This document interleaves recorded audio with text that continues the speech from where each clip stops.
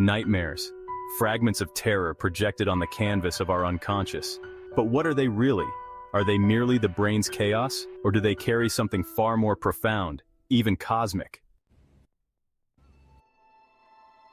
Whether nightmares are biochemical accidents or profound cosmic messages, they demand attention.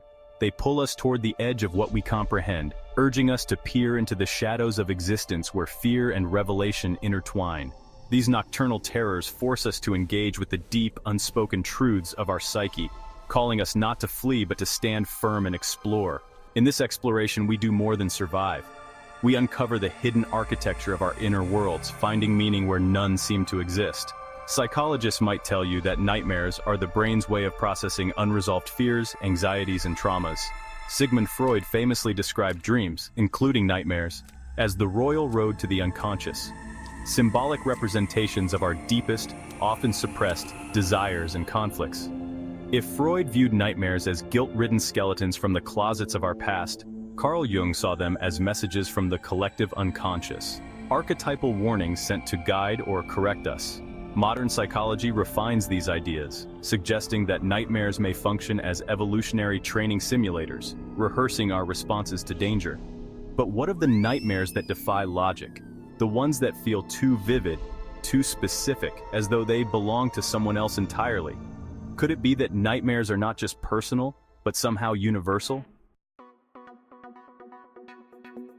Philosophers have long pondered the nature of nightmares, framing them as mirrors to humanity's existential dread.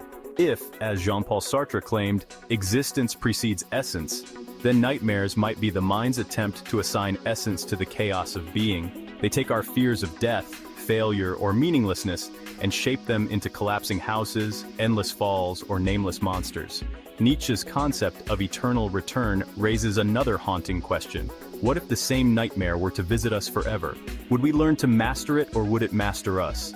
Perhaps nightmares are not mere terrors, but trials, challenging us to confront the abyss and find meaning within it. Yet in many spiritual traditions, nightmares transcend the psychological and philosophical, entering the realm of the mystical. The ancient Egyptians believed that bad dreams were caused by restless souls or gods attempting to communicate.